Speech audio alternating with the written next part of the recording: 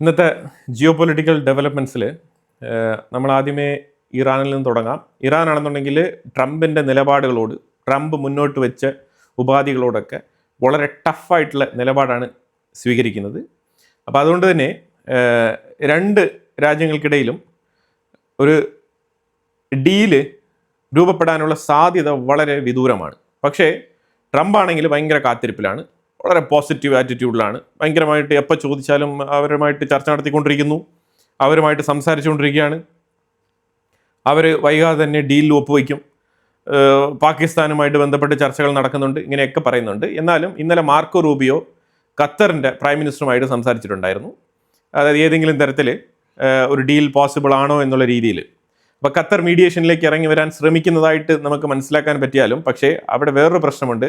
ഖത്തറിൻ്റെ പോർട്ടിൽ തന്നെയുള്ള ഒരു കപ്പലിന് നേരെ ഇന്നലെ ഇറാൻ്റെ ഡ്രോൺ ആക്രമണം ഉണ്ടായിരുന്നു. അത് ഏതാണ്ട് കത്തുന്ന അവസ്ഥയിൽ എത്തിയിട്ടുണ്ട്. അതാണ് അവിടെ നിന്ന് വരുന്ന വാർത്ത. അതുപോലെ ഇറാൻ പറഞ്ഞിരിക്കുന്നത് പനാമ ഫ്ലാഗ് വെച്ചൊരു കപ്പലിനെ Iran strait of Hormuz pass ചെയ്ത് വിട്ടിട്ടുണ്ട്. അതായത് കഴിഞ്ഞ 24 മണിക്കൂർ ബ്ലോക്കേഡിന് ശേഷം 0 വെസലുകളാണ് ഹോർമോസ് മറികടന്നത്. അതിലാദ്യമായിട്ട് ഇപ്പം പനാമ ഫ്ലാഗ്ഡ് ഷിപ്പ് ഒരെണ്ണം കടന്നു പോയിട്ടുണ്ടെന്നുള്ള വാർത്തയും വരുന്നുണ്ട്.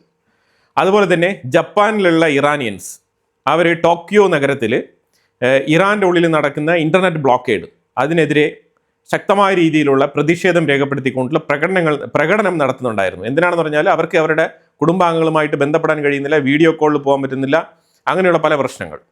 അപ്പോൾ അത് ഇറാൻ്റെ IRGC റെജീം കാണിക്കുന്ന ഏറ്റവും വലിയൊരു ക്രൂരതയായിട്ടാണ് അതിനെ ചിത്രീകരിക്കുന്നത്. കാരണം ഏതാണ്ട് 3 മാസമായി അവിടുത്തെ ഇൻ്റർനെറ്റ് ഡിസ്കണ്ടിന്യൂ ആയിട്ട്.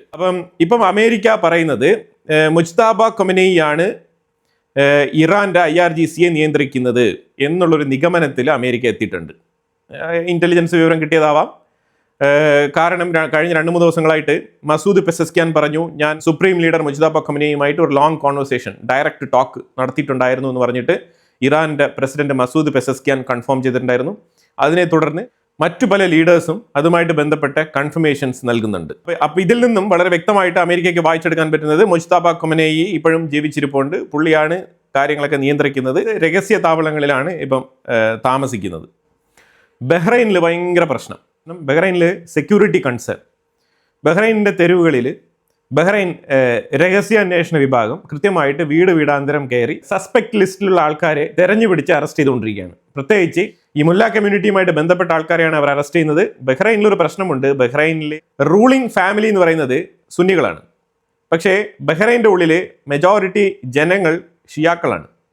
അപ്പോൾ ഇങ്ങനൊരു പ്രശ്നം ബഹ്റൈനിലുണ്ട്. ബഹ്റൈനുമായിട്ട് ബന്ധപ്പെട്ട വിഷയം ഞാൻ ഈ വീഡിയോയുടെ ലാസ്റ്റ് പോർഷനിൽ സംസാരിക്കാം. കാരണം കുറച്ചുകൂടെ ഡീപ്പായിട്ട് നമ്മൾ അതിനെക്കുറിച്ച് നോക്കേണ്ടതുണ്ട്. കാരണം ഈ മിഡിൽ ഈസ്റ്റ് കോൺഫ്ലിക്റ്റ് തുടങ്ങിയതിന് ശേഷം മറ്റൊരു രാജ്യങ്ങൾക്കും പ്രശ്നമില്ലേ, എല്ലാ കാര്യങ്ങളും വളരെ സ്മൂത്തായിട്ട് പോകുന്നുണ്ടല്ലോ എന്നൊക്കെ നമ്മൾ ചിന്തിച്ചു കഴിഞ്ഞാൽ അത് തെറ്റാണ്.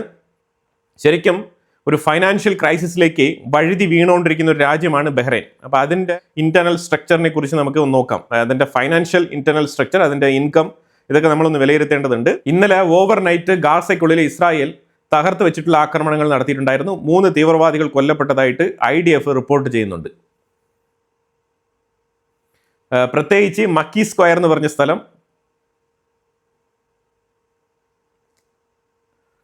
അതുപോലെ അൽ മഗാസി ക്യാമ്പ്, ഇവിടങ്ങളിൽ കേന്ദ്രീകരിച്ചാണ് IDF അറ്റാക്ക് നടത്തിയത്. വസീം അബ്ദൽ ഹാദി എന്ന് പറഞ്ഞ ഹമാസ് മെമ്പറെ എലിമിനേറ്റ് ചെയ്തിട്ടുണ്ട് ഇസ്രായേൽ ഇന്നലെ ഗാസയ്ക്കുള്ളിൽ. അത് ഖാൻ യൂനിസിൽ വെച്ചിട്ടായിരുന്നു ആ ആക്രമണം നടത്തിയത്. അതുപോലെ തന്നെ പുള്ളിയുടെ എസ്കോട്ടായിട്ടുള്ള കാവൽക്കാരൻ ഫാദി ഹഖ്യാൽ, അയാളും എലിമിനേറ്റ് ചെയ്യപ്പെട്ടിട്ടുണ്ട്. അതുപോലെ കഴിഞ്ഞ 3 വർഷങ്ങളായിട്ട് തടസ്സപ്പെട്ടിരുന്ന പാലസ്തീനിയൻ മാരത്തോൺ റണ്ണിങ് കോമ്പറ്റീഷൻ അവർ ഇന്നലെ പാലസ്തീനിൽ നടത്തിയിട്ടുണ്ടായിരുന്നു. 2000 പേര് ഇതിനകത്ത് പാർട്ടിസിപ്പേറ്റ് ചെയ്തു. കോസ്റ്റൽ ലൈനിലുള്ള 5 കിലോമീറ്റർ ദൈർഘ്യമുള്ള റോഡിലാണ് ഈ മാരത്തോൺ കോമ്പറ്റീഷൻ നടത്തിയത്. 10-ാം തീയതി ഇന്നും UAEക്ക് നേരെ 2 ഡ്രോൺ ആക്രമണങ്ങൾ ഇറാൻ നടത്താൻ ശ്രമിച്ചിട്ടുണ്ടായിരുന്നു. ആ ഡ്രോൺ ഇന്റർസെപ്റ്റ് ചെയ്യപ്പെട്ടിട്ടുണ്ട്. UAE അറ്റോർണി ജനറലിൻ്റെ സൈഡിൽ നിന്നും ഒരു ഇൻഫർമേഷൻ വരുന്ന പറഞ്ഞാൽ സുഡാനുമായിട്ട് ബന്ധപ്പെട്ട് ആയുധക്കടത്ത് കേസിൽ 2-3 പേരെ അറസ്റ്റ് ചെയ്തിട്ടുണ്ട്. കലാഷ്നിക്കോവ് റൈഫിൾസ് കടത്തുന്നതിനിടയിലാണ് ഇവരെ പിടികൂടിയത്. പ്രോസിക്യൂട്ടറിന് മുന്നിൽ എത്തിച്ച് ഇവരെ പ്രോസിക്യൂട്ട് ചെയ്തിരിക്കുകയാണ്. പക്ഷേ ഇതൊരു വലിയ പ്ലോട്ടാണ് UAE ക്യാപ്ചർ ചെയ്തിരിക്കുന്നത്. ഇന്നലെ മുഴുവനും കുവൈറ്റിന്റെ മേളിൽ നിരവധി ഡ്രോണുകൾ പ്രത്യക്ഷപ്പെട്ടിരുന്നു എന്നുള്ളൊരു വാർത്ത വരുന്നുണ്ട്. പ്രത്യേകിച്ച് ഇറാനിയൻ ഡ്രോണുകൾ തന്നെയാണ്, അതിൽ യാതൊരു ഡൗട്ട്. വേറെ ആരും കുവൈറ്റിലേക്ക് ഇപ്പോൾ ഡ്രോൺ അയക്കാൻ സാധ്യതയില്ല, തീർച്ചയായിട്ടും ഇറാനിയൻ ഡ്രോണുകൾ തന്നെയാണ്.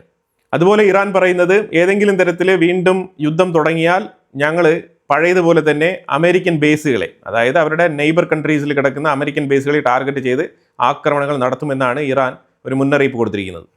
മാലിയിൽ തീവ്രവാദികളുടെ മുന്നേറ്റം തുടരുകയാണ്. JNIM എന്ന് പറഞ്ഞ സംഘടന, അതേപോലെ FLA എന്ന് പറഞ്ഞ സംഘടനകൾ രണ്ടും, ഈ അൽ ഖൈദ എന്ന് പറഞ്ഞ ആ തീവ്രവാദ സംഘടനയുടെ കീഴിൽ പ്രവർത്തിക്കുന്ന രണ്ട് സംഘടനകളാണിത്. അപ്പോൾ ആ സംഘടനകൾ ഇപ്പം മാലിയുടെ തലസ്ഥാന നഗരത്തിലേക്കുള്ള യാത്രയിലാണ്, ജൈത്ര യാത്രയിലാണ്. ഇസ്രായേൽ ഒരു വേല കാണിച്ചിട്ടുണ്ട്. ഈ വേല എന്താണെന്ന് വെച്ചാൽ, ഇറാഖിൻ്റെ ഉള്ളിൽ ആളൊഴിഞ്ഞ സ്ഥലത്ത്, ഒരു ഡെസേർട്ട് ഏരിയയിൽ, ഇറാഖ് ഗവൺമെൻറ്റിൻ്റെ അനുവാദമില്ലാതെ ആ സ്ഥലത്ത് ശരിക്കും ഒരു മിലിറ്ററി ക്യാമ്പ് രഹസ്യമായിട്ട് ഇവർ സ്ഥാപിച്ചിട്ടുണ്ട്. അപ്പം അതിലേക്ക് ഈ ആട് മേയ്ക്കാനൊക്കെ വരുന്ന ആൾക്കാർ ഇത് കണ്ടിട്ട് സംശയം തോന്നിയിട്ട് അവിടെ നിന്നും ഒരു ഹെലികോപ്റ്റർ പറന്നുയരുന്ന ആ ഒരു രംഗം കാണുകയും ഈ മെസ്സേജ് ആ ഏരിയയിലുള്ള ആൾക്കാർക്ക് പാസ് ചെയ്തു. അങ്ങനെ അത് പാസ് ചെയ്ത് അത് ഗവൺമെൻറ്റിൻ്റെ ശ്രദ്ധയിൽപ്പെട്ടു. അങ്ങനെ ഗവൺമെൻറ്റിൻ്റെ സൈഡിൽ നിന്നും ഇറാഖിൻ്റെ മിലിറ്ററി ഇതിനെ അപ്രോച്ച് ചെയ്യാൻ വന്ന സമയത്ത് രണ്ടുപേരെ ഇസ്രായേലിൻ്റെ ആർമി വെടിവെച്ചിട്ടതായിട്ടുള്ള വാർത്തകളുണ്ട്. അതെന്തുകൊണ്ടാണെന്ന് പറഞ്ഞാൽ, ഇങ്ങനെ രഹസ്യമായിട്ട് ഇസ്രായേൽ ഇവിടെ ഒരു ബേസ് റൺ ചെയ്യുന്നു എന്നുള്ളത് അറിയാതിരിക്കാൻ വേണ്ടിയിട്ട്, എക്സ്പോസ്ഡ് ആവാതിരിക്കാൻ വേണ്ടിയിട്ട് ഈ രണ്ടുപേരെ കൊലപ്പെടുത്തിയതായിട്ടുള്ള വാർത്തകൾ വരുന്നുണ്ട്. അതുപോലെ തന്നെ ഇത് ശരിക്കും പറഞ്ഞാൽ ഇറാന് മേലൊരു ആക്രമണം നടത്തുന്ന സമയത്ത് ഒരു ബാക്കപ്പിന് വേണ്ടിയിട്ട് രഹസ്യമായിട്ട് ഇറാഖിൻ്റെ ഉള്ളിൽ ഇങ്ങനെ ഒരു രഹസ്യ മിലിറ്ററി താവളം റെഡിയാക്കിയതായിട്ടാണ് പറയപ്പെടുന്നത്. ഇതൊക്കെ മൊസാദിൻ്റെ കളികളാണ്. ശരിക്കും ഇസ്രായേൽ എത്രമാത്രം എഫക്റ്റീവായിട്ടാണ് ഈ വിഷയത്തിൽ മുന്നോട്ട് പോയിരിക്കുന്നത് എന്നാണ് നമ്മൾ ഈ വിഷയത്തിൽ നിന്ന് മനസ്സിലാക്കാൻ പറ്റുന്നത്. കഴിഞ്ഞ 40 ദിവസം യുദ്ധം നടന്നുകൊണ്ടിരുന്ന സമയത്ത് ഇസ്രായേൽ ഈ ബേസ് ഉപയോഗപ്പെടുത്തിയിരുന്നോ എന്നതിനെക്കുറിച്ചുള്ള വിവരങ്ങളൊന്നും പുറത്ത് ഇതുവരെ വന്നിട്ടില്ല. പക്ഷെ അവിടെ ബേസ് ഉണ്ടായിരുന്നു എന്നുള്ളത് യാഥാർത്ഥ്യമാണ്.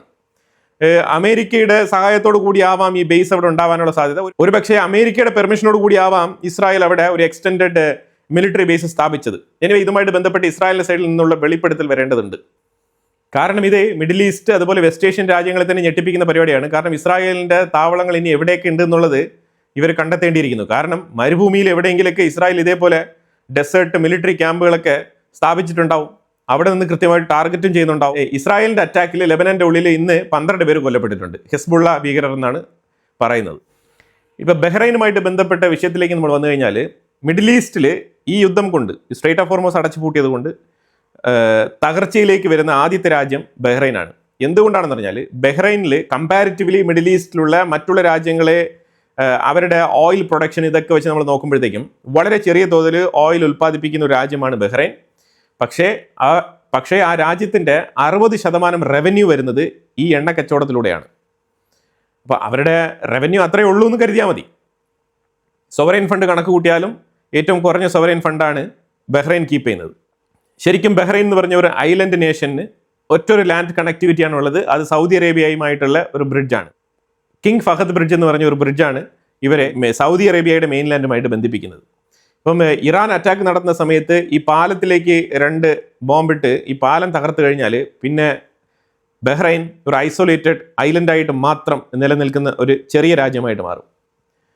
അപ്പോൾ ആ സാഹചര്യത്തിൽ ശരിക്കും കംപ്ലീറ്റ്ലി ഡിസ്കണക്റ്റഡ് ആവും. അപ്പോൾ ഇത്തരത്തിലുള്ളൊരു ചെറിയ രാജ്യമാണ് ബഹ്റൈൻ. അപ്പോൾ ബഹ്റൈനിന് ഇപ്പോൾ പിടിച്ചിരിക്കാൻ പറ്റുന്നില്ല. പ്രധാനമായിട്ടും മിഡിൽ ഈസ്റ്റിൽ മാറി വരുന്ന ജിയോ പൊളിറ്റിക്സ്.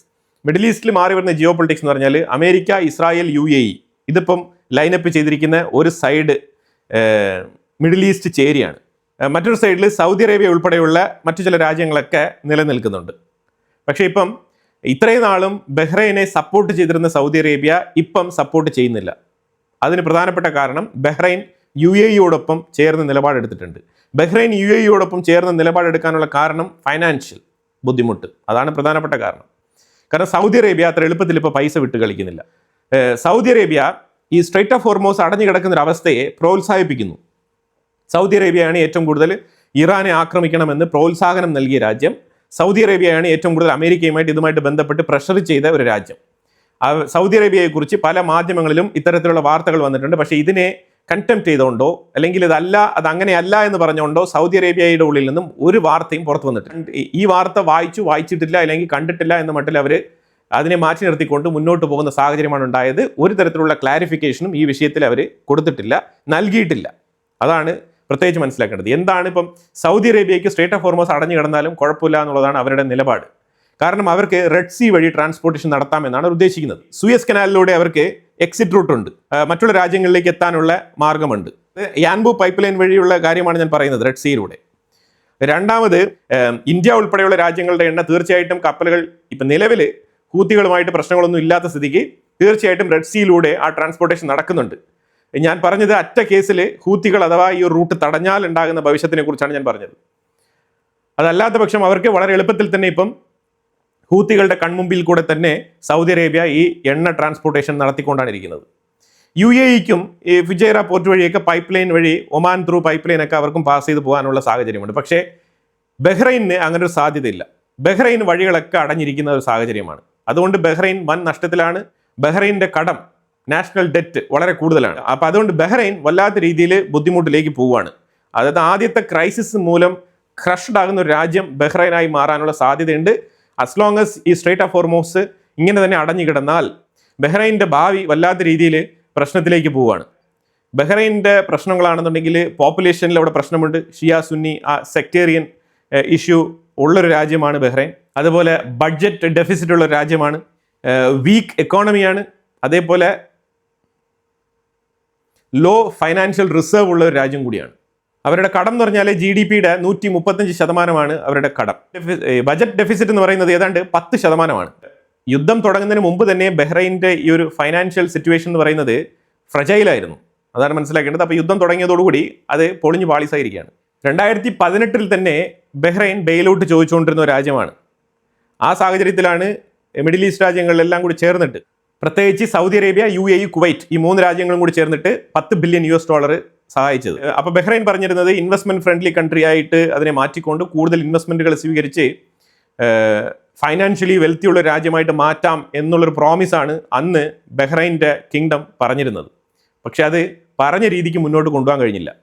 അതുകൊണ്ടാണ് ബഹ്റൈൻ ഒരു ഇൻവെസ്റ്റ്മെന്റ് ഫ്രണ്ട്ലി എന്നുള്ള നിലയിൽ അബ്രഹാം അക്കോർഡിലൊക്കെ സൈൻ ചെയ്യാനുള്ള കാരണം.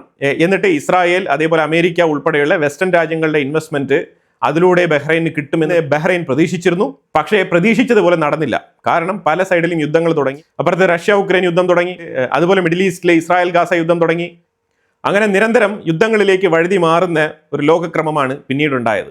അതിനോടൊപ്പം കോവിഡും ഉണ്ടായിരുന്നു. അപ്പം ഇതിലെല്ലാം സ്ട്രഗിൾ ചെയ്ത് ബഹ്റൈൻ്റെ എക്കണോമിക്ക് സർവൈവ് ചെയ്ത് മുന്നോട്ട് വരാൻ പറ്റിയില്ല എന്നുള്ളതാണ് യാഥാർത്ഥ്യം. ഇപ്പോൾ സൗദി അറേബ്യ ആണെന്നുണ്ടെങ്കിൽ ബഹ്റൈനെ ഇഗ്നോർ ചെയ്തിരിക്കുകയാണ്. കാരണം എന്താണ്? സൗദി അറേബ്യയ്ക്കും UAE-ക്കും ഇടയിലുള്ള തർക്കം. കാരണം ബഹ്റൈൻ UAE-യോടുള്ള നിലപാടാണ് എടുത്തിരിക്കുന്നത്.